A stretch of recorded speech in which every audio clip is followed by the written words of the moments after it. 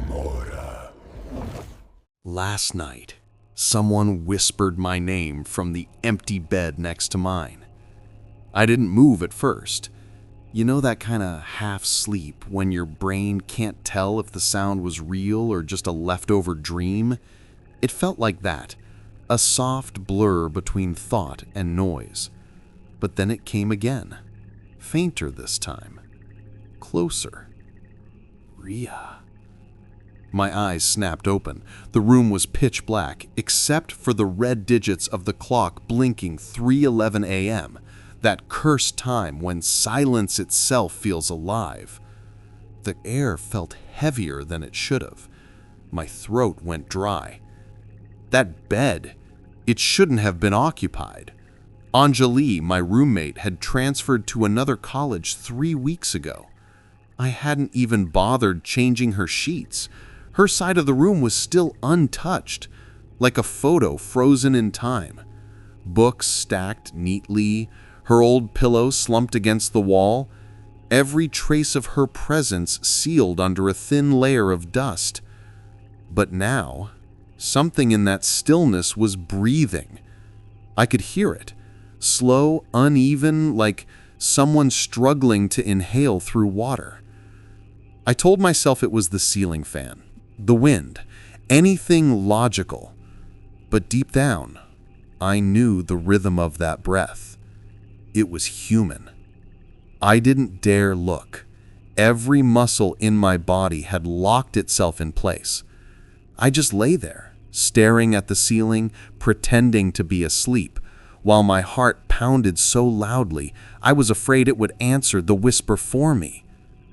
The sound moved, from the headboard to the floor, as if whoever or whatever was there had crouched down. I felt a shift in the air, a faint pressure against my blanket, like the weight of someone watching. Then, creak. The bed spring gave a small cry, soft but unmistakable. My breath caught. My fingers curled into fists beneath the covers. I wanted to scream, but something inside me, some stupid frozen instinct, told me not to. Because if I did, I'd confirm that I was awake. And if I was awake, then it meant the whisper was real. Another sound followed. This one wasn't a whisper. It was humming. Familiar almost, for a half second, until I realized I knew the tune. It was the same one Anjali used to hum before bed. I squeezed my eyes shut and started counting, trying to drown it out with numbers. 1, 2, 3, 4. Rhea. It said it again, this time closer, almost in my ear. The smell hit next, something faintly metallic mixed with the must of old sheets. I felt my stomach twist. I thought about turning on my phone flashlight, but a single thought stopped me cold. What if I saw her? What if I saw something wearing her face, sitting where she used to sleep? My body trembled so hard I could hear the bed springs under me. The whisper stopped. The room went silent again, completely, unnaturally silent, as if the world was holding its breath. For a moment, I thought maybe it was over. Maybe my mind had cracked under too many sleepless nights and cheap dorm coffee. And then, something touched my hair. Just a soft graze, but enough to make my skin crawl. That was the moment I broke. I turned toward the sound. And I swear, for a heartbeat, I saw movement on that empty bed. I should have never looked. You probably think I imagined it. I did too, at first. But that wasn't the first time I'd heard it. It started weeks ago when everything still felt normal. Let me tell you how it began. Before all this, before the whisper and the sleepless nights, life in the dorm felt almost perfect. Chaotic, loud, and weirdly comforting in that we're all broke and barely surviving kind of way. Our dorm was an old 4-story building painted the dullest shade of beige imaginable, like someone tried to color boredom itself.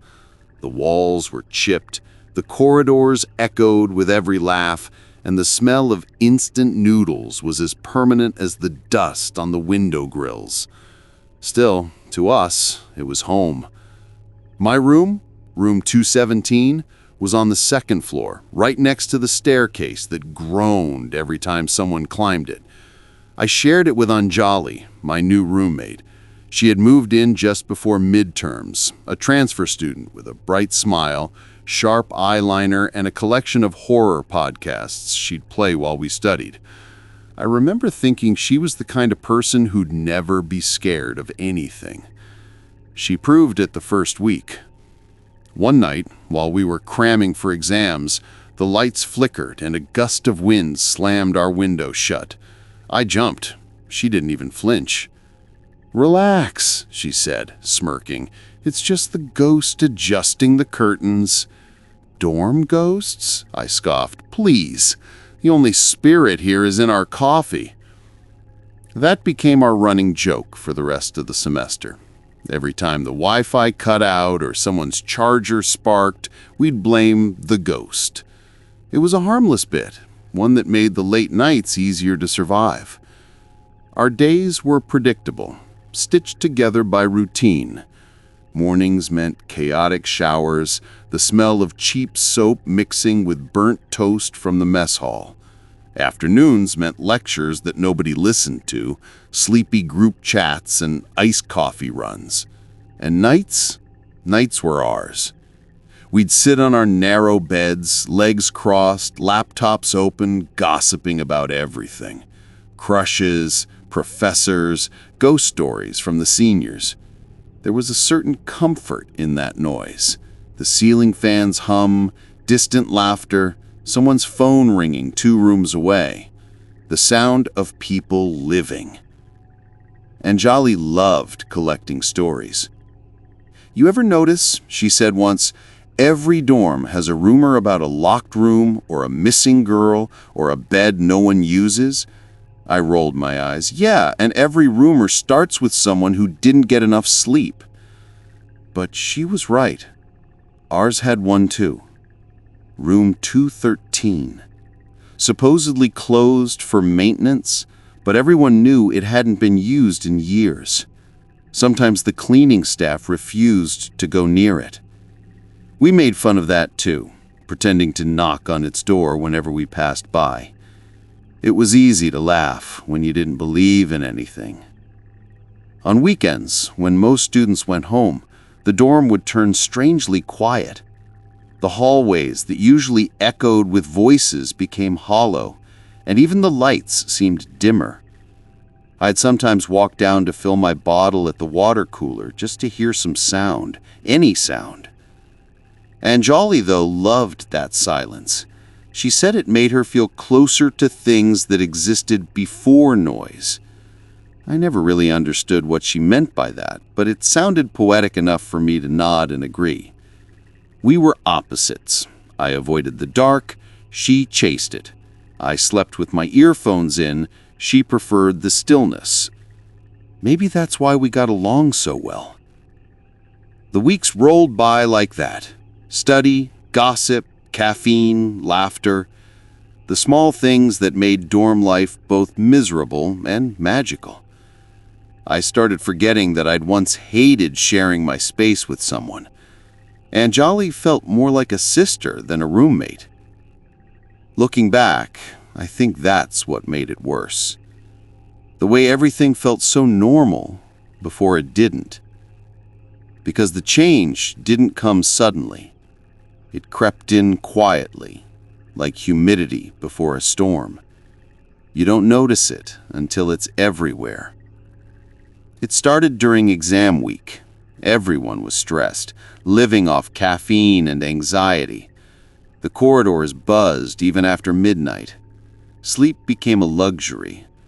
And in that haze of exhaustion, people began saying strange things.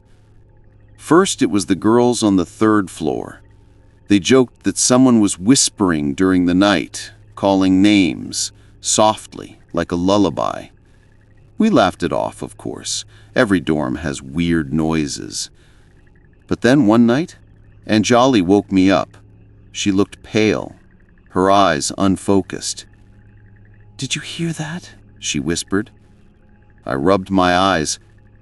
"Hear what?" She didn't answer, just stared at the bed next to hers, the one under the window. I remember telling her it was nothing, just wind, or maybe someone outside. She didn't argue. She just smiled a little too long and said, "Yeah, probably." If I had been paying attention, I might have noticed how her hands were trembling when she said it.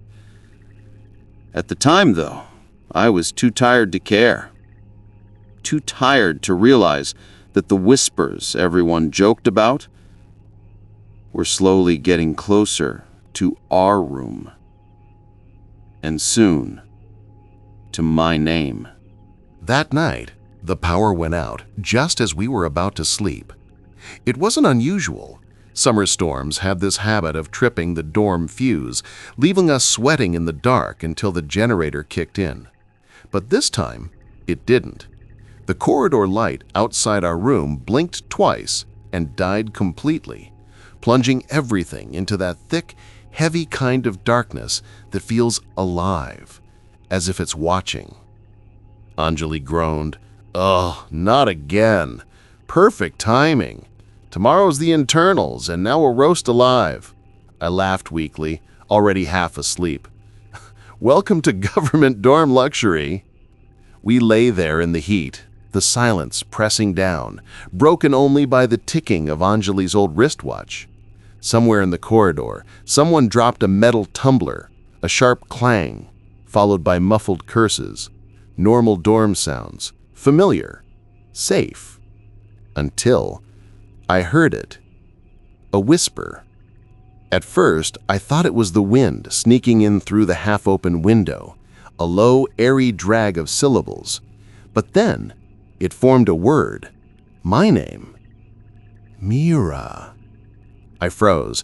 My eyes darted toward Anjali's bed. But she was right there. I could hear her breathing, slow and steady, unmistakably asleep. The sound had come from the other bed, the one opposite mine, the one that used to belong to Ritu, the girl who left in the middle of the semester without saying goodbye. Her bed had been stripped bare for weeks, just the rusted frame and the folded mattress leaning against the wall. No one had touched it since. "Anjali?" I whispered. No response. The air had changed. It felt cooler somehow, almost damp, like someone had just opened a freezer door. I could actually feel it, a slow draft sliding across my face, threading through my hair. I sat up, heart hammering, staring into the black. My eyes adjusted slowly. Outlines of the cupboard, the window grill, the two desks, the empty bed. Nothing moved. I pulled the blanket up to my chin, angry at myself for being so jumpy. Maybe I imagined it. Maybe my mind was just filling silence with nonsense. I had read somewhere that sensory deprivation could trick the brain into hearing voices. Yes, that had to be it. But even after I convinced myself, I couldn't sleep, because every few minutes, I'd hear tiny sounds, like faint breathing that wasn't mine. When the lights came back around 4 a.m., I forced a laugh and buried my face under the pillow. The next morning, I told Anjali over breakfast, "I swear I heard something last night." She raised an eyebrow, still chewing her toast. "A mouse?" "No, a voice. It said my name." "Bro, you're just tired," she said, smirking. "You've been up studying till 2 a.m. all week." "Then why did it say my name?" That wiped her smile off her face for a second, but she recovered quickly. "Maybe some girl outside, okay? Sound travel's weird in this building." I wanted to agree, but something about her tone, forced, too light, told me she was a little uneasy too. Later that day, while returning from the library, we overheard two girls from the next room whispering. "You heard that too last night?" "Yeah, someone humming, like right near the window." "Maybe the wind?" "It was singing. I swear it was a voice." I didn't say anything, but Anjali glanced at me, her face pale. That night, I lay awake long after she fell asleep. The fan above us made its usual whining sound, and the corridor tube light flickered every few seconds, casting shifting stripes across the ceiling. I focused on every little noise: the rustle of bed sheets, footsteps from the upper floor, the occasional cough from someone down the hall. Everything sounded sharper now. The ordinary hum of dorm life had turned into something else, something layered, as if beneath those everyday sounds, something was listening back. Around 2:47 a.m., I felt that cold drift again, brushing against my cheek. My body went rigid. I didn't dare move. Then it came. "Mira!" This time closer, softer, almost tender. But it wasn't just that it knew my name. It said it the way I say it, the same breathy pause before the R, like it had learned from listening. I bit my lip hard to stop from making a sound. And that's when I realized the whisper wasn't coming from the empty bed. It was coming from right beside mine. I turned my face slowly toward the sound and stopped breathing, because just at the edge of the bed frame, there was a faint depression, like someone had sat down. The blanket pulled slightly under invisible weight, and a wet sound followed, a slow inhale. That was the longest night of my life. I didn't sleep until sunrise. The next morning, Anjali asked why I looked like hell. I told her everything. She didn't laugh this time.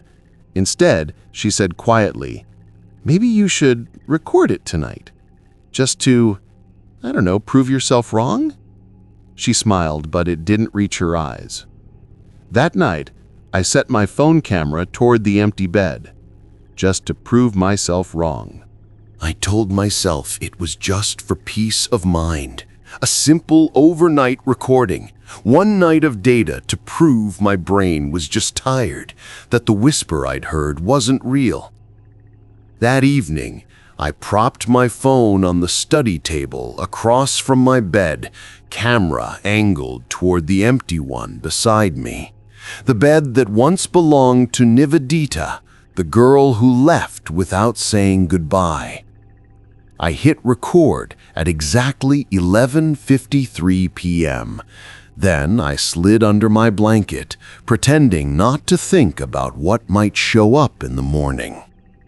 It's strange how quickly the dark starts to sound alive when you're waiting for it to do something. Every flick of the fan became a breath. Every creak in the wood became a step closer.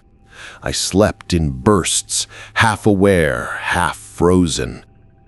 When morning came, I almost didn't want to check, but curiosity always wins. It's the first sin of every horror story, and apparently of mine too. I pressed play. The first few minutes were normal. Silence, the whir of the fan, the muffled sound of my breathing. Then, at around 2:47 a.m., the atmosphere changed. The audio seemed to thicken, like the air in the room had turned heavier. A soft click, as if the fan chain had moved, then faint breathing, not mine. It was too slow, too deliberate, the kind of breath that sounds like it's listening. Then it said my name once, then again a little louder, then a third time, drawn out, the vowels trembling like the voice was savoring the sound. I froze. My heart felt like it had stopped mid-beat. The bed frame, the empty bed, creaked slowly, like someone had sat down. I dragged the progress bar back, watched that moment again, then again.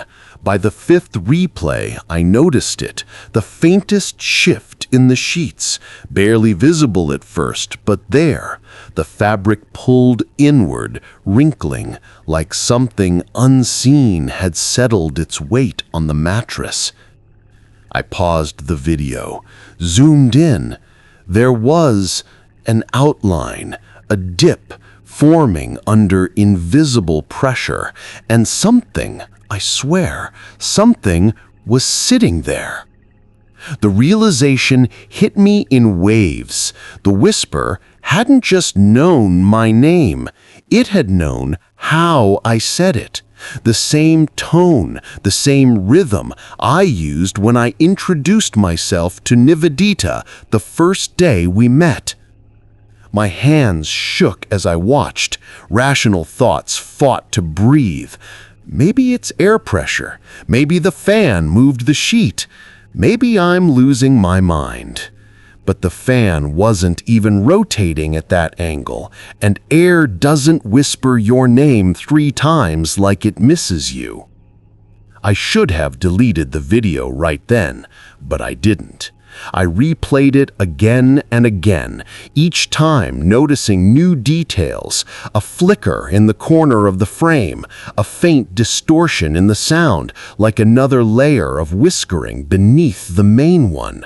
I tried to isolate it using an audio editor, raising the volume, cutting the static, and when I did, I swear I heard something underneath come back. I slammed the laptop shut. For the rest of the day, I couldn't focus on anything. Classes blurred, people talked and laughed, but their voices felt distant. All I could hear was that whisper echoing in my mind, looping endlessly. That night, I told myself I wouldn't record again, that I needed to sleep, not obsess. But when the lights went out, I couldn't help glancing at that bed, its perfectly tucked sheet, the hollow pillow. And that's when I noticed something new. The pillow wasn't flat anymore. It looked like someone's head was resting on it. By the next morning, I was already half convinced that I'd imagined it all. Sleep deprivation, stress, paranoia, they can twist your brain in ways you don't notice until you start talking to shadows. But I needed proof. That's what made me reach for my phone. I wanted to see that video again. Except it was gone. Not just the file, everything. The folder I had made for my recordings had vanished. Even the automatic backups were blank. When I plugged my phone into the laptop, the screen flickered once, then froze, black for 5 seconds before rebooting. Every time I tried to recover the file, my phone would hang. It was like something didn't want to be seen. At first, I assumed I'd deleted it by mistake. But then, something weird happened. The wallpaper on my lock screen, a random photo of our dorm corridor I'd taken weeks ago, changed. The timestamp read 2:47 a.m., the same time the whisper had been recorded. And in the corner of that picture, the door to my room was open. I never left it open. I went to the RA, desperate for something logical to hold on to. I told her my files were gone, that weird things were happening in my room. She looked at me with that tired, condescending smile adults use when they think you're being dramatic. "Room 319?" she asked. "Yes." We don't have a 319 this year. It's closed for maintenance." For a second, I thought she was joking. Then she pulled out her ledger, the official dorm record. My name wasn't there. Neither was Anjali's. I felt my skin crawl. She flipped through the pages again, slower this time, frowning. "You must be mistaken, dear. Maybe you're in 318. But I knew my own door number. I'd seen it every day. It was painted right there. 319. Black paint, half chipped. When I went back to check, the number plate was gone. Just 2 empty drill holes where it used to be.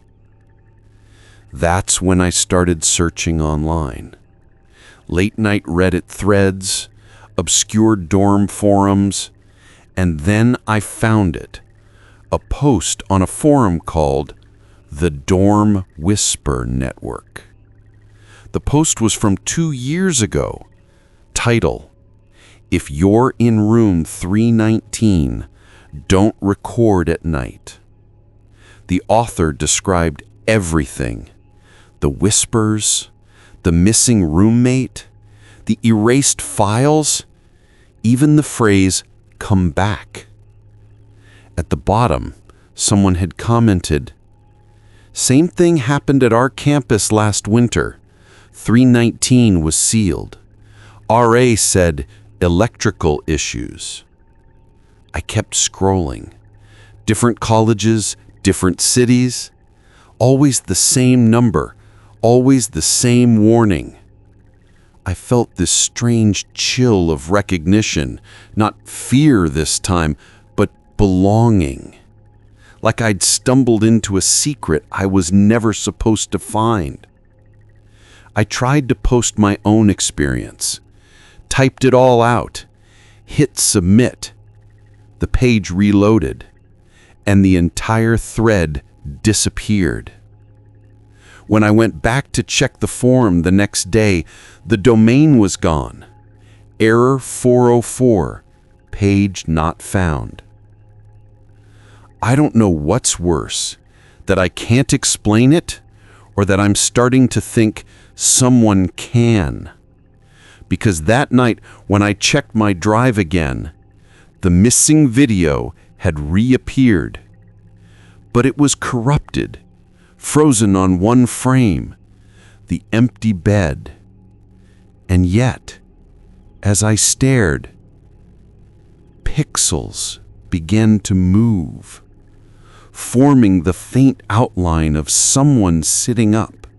Not Nivedita, not anyone I knew, just a shape, watching me. I shut the laptop. My heart was hammering. That's when I started thinking about patterns, about why it's always room 319, about how every post about it vanishes, about how even the RAs pretend it doesn't exist. Maybe they don't want it spreading. Maybe it's not a ghost. Maybe it's something designed, a glitch that hunts through memory, through files, through people who dare to record it. If you've ever stayed in a dorm, check your old photos. Look in the background. If you see an empty bed, look closer. There might be someone already lying there.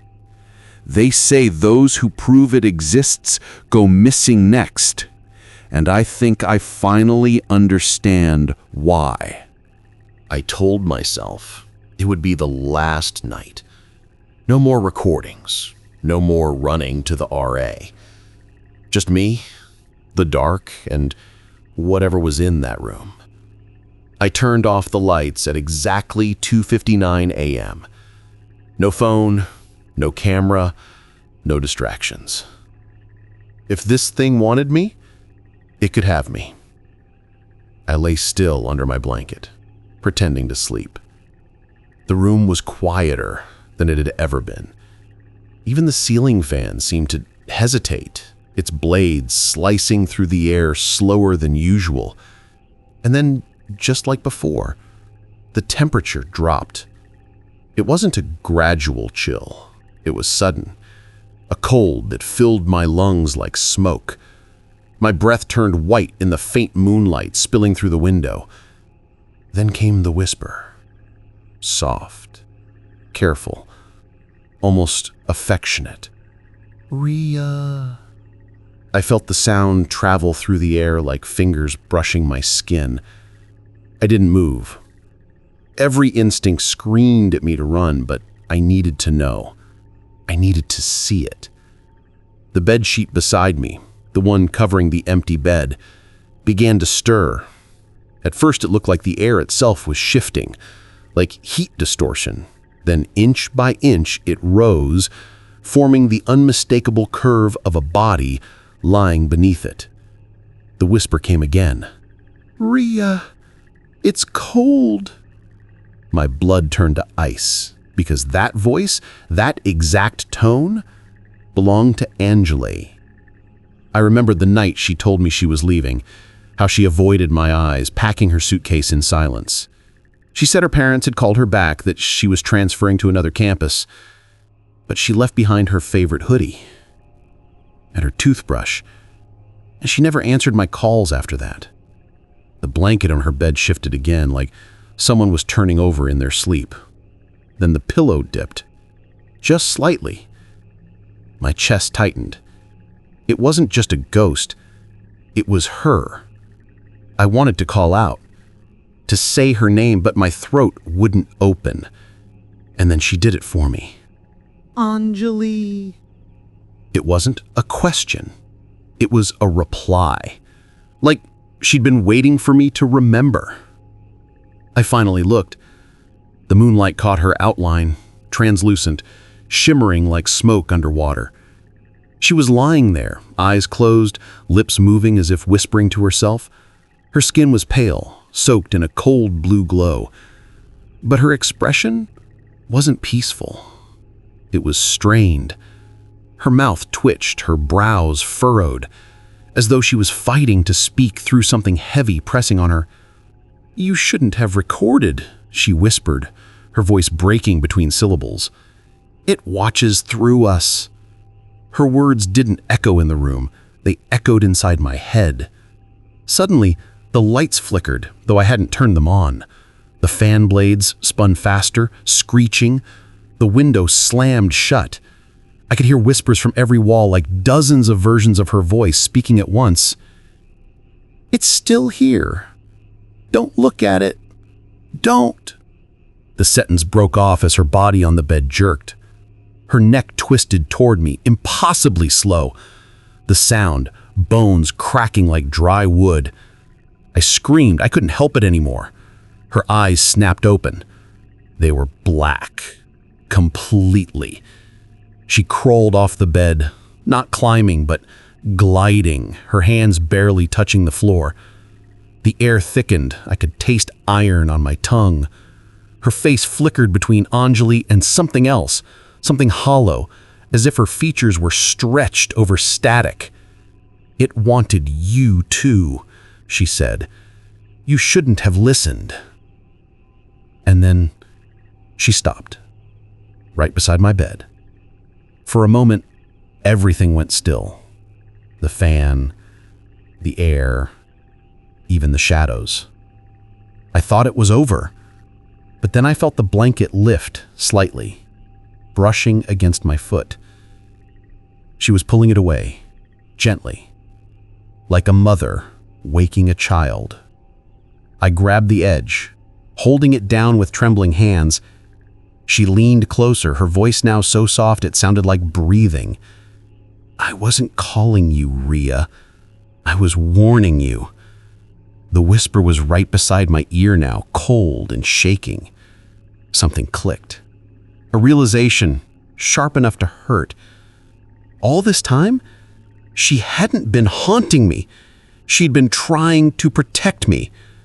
I looked up, just in time to see a shadow forming behind her. It wasn't shaped like a person. It was wider, darker, moving like liquid across the wall. Its edges blurred, but its center was sharp, solid. Watching. Anjali turned toward it, her mouth opening in a silent scream, and before I could react, she lunged forward, not at me, but through me. Cold ripped through my chest, and the world tilted sideways. The last thing I remember is her voice echoing, not from the room, but from inside my head. Don't look when it whispers your name. Then everything went black.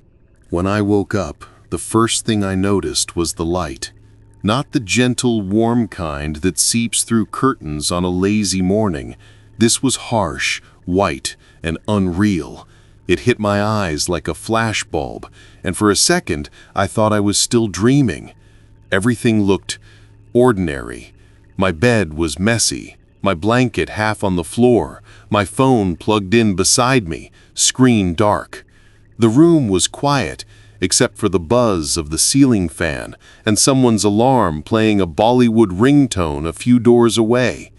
For a moment, I thought I'd made it up, all of it, the whispers, the cold air, the shape on the other bed. My mind reached for logic like a drowning person grabs for air. Then I saw the app. My recording app was open, still running, still counting, except the file list was empty. No clips, no saved audio, no timestamps, just a blank screen and a single message. File not found. I felt something twist in my stomach. I didn't remember deleting it. I didn't remember even unlocking my phone. I looked around the room again. Everything was in its place. My roommate's shoes were near the door, her books stacked neatly on the desk, her water bottle half full. But the bed next to mine, the one that had been empty since Anjali left, its sheets were crumpled. The blanket was folded halfway down, and there was a faint indentation on the pillow. I reached out and touched it. The sheets were warm, like someone had just been lying there. I'd pulled my hand back as if burned. Every nerve in my body screamed, no. I wanted to believe it was residual heat from the morning sun, but that side of the room was still in shadow. When my roommate finally stirred, rubbing her eyes, she looked at me and laughed. "Why are you staring at the bed like that?" Did you hear anything last night?" I asked. "Hear what?" "Whispering or me screaming." She frowned. "You didn't scream. You slept like a log. I even checked. You were snoring." That word, snoring, hit me like static. I remembered lying there, eyes wide open, every muscle locked, watching the blanket rise on its own. I remembered the whisper curling right next to my ear. But she said I was asleep. Was I? I got out of bed, legs trembling, and opened the window to let in air. The dorm courtyard below was bright and noisy, girls laughing, sweeping, washing clothes. Life in all its ordinary rhythm. The world hadn't changed. Only I had. When I checked my phone again, there was one unread message at the top of my notifications. No name, just a number. An old one. I froze. I knew that number. It was Anjali's. She'd changed her SIM months before she left. This one had been disconnected. I was sure of it. The message was short, just 4 words. "Stop recording me, please." No punctuation, no emojis, no timestamp delay. It was sent at 3:08 a.m., right when I heard the whisper last night. My fingers went cold around the phone. I wanted to reply, but every part of me said, don't. I deleted the message, restarted my phone, then checked again. The message was gone, and so was the number. I don't know what's real anymore. Maybe I sleepwalked. Maybe my mind is fraying from too many nights of fear and caffeine. But that warmth on the empty bed, that message, they felt too human to be imagination. That evening, I opened Reddit. I went to one of those paranormal subreddits I used to laugh at, and I wrote everything down. The whispers, the recording, the missing file, the text. Not because I wanted attention, but because I needed to know if anyone else had ever stayed in a room like mine. And as I hovered over the Post button, my reflection in the laptop screen looked pale and hollow. The sunlight outside flickered once, like a glitch. I pressed Upload and waited for someone, anyone, to say they'd heard it too. I uploaded my story the next morning. Not because I wanted to, but because I couldn't stop thinking about what had happened. Every time I closed my eyes, I saw that bed, the shape that wasn't supposed to be there. So I typed everything, every detail, every sound, and hit post. I told myself it would help, that maybe someone online could explain it. Maybe someone else had heard the same whisper. I ended the post with a simple apology. Sorry if you hear any strange sounds in the background. My mic's been acting up lately. But deep down, I knew the mic wasn't the problem. For a while, it was quiet. Then, the comments started. Wait, what was that whisper at 412? Bro, there's breathing behind her voice. Did anyone else hear her name twice at the end? I laughed nervously, scrolling through them all one by one, at least until I saw one that made my stomach drop. I stayed in room 302 last year. Don't listen to the whispers. They copy your voice before they take you. No username, no profile picture. By the time I clicked on it, the comment was gone. That night, I promised myself I'd stop reading the comments. I'd delete the post in the morning and try to forget. But at 3:11 a.m., my phone buzzed. A message from Anjali. At first, I thought my eyes were playing tricks on me. Her number was disconnected months ago. I opened the message. It said, "You shouldn't have posted that." Then another, "Stop recording me." And right after that, my phone screen glitched. The chat froze and her name began to flicker, letters melting into static symbols. I dropped the phone on my bed. The room suddenly felt colder. The ceiling fan blurred into a low hum, and from across the room, that familiar whisper returned. My name. Soft, careful, like someone learning how to say it all over again. I turned my head slowly toward the empty bed. The moonlight slipped through the window and fell across the sheets. Something was moving. Not fast, just the faintest shift, like someone turning in their sleep, and the sheet lifted slightly, as if breath was rising underneath it. I froze. My throat went dry. And then that whisper changed. It said Anjali's name. In that moment, I understood. It wasn't calling to me. It was warning me. The sound built, layers of static behind it, like dozens of voices trying to whisper through one throat. My phone screen flickered again, camera app open, recording on its own. On the screen, I could see myself sitting there, and beside me, a faint outline. Hair falling over its face, a shadow of a smile. Eyes, hollow and familiar. "Anjali?" I whispered. The thing tilted its head just slightly, and for a second, the whisper stopped, like it was listening. Then, it smiled wider. The last thing I remember is the sound of the bed creaking. Not mine, hers, and that voice now right beside my ear, whispering my name like it owned it.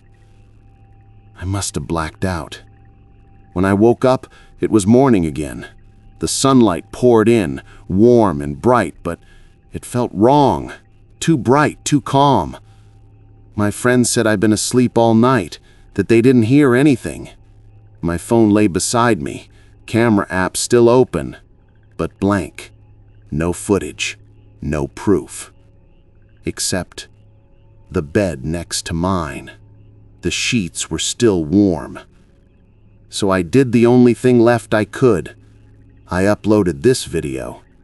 If you're watching right now, you probably noticed the same thing everyone else does. A faint whisper in the background right when I say her name. I know. I've heard it too. They say the whisper spreads through recordings, through stories, through people who listen too closely. So if you hear someone whisper your name tonight, don't answer. Don't turn around. Just close this video and pray it doesn't whisper back. Grimora.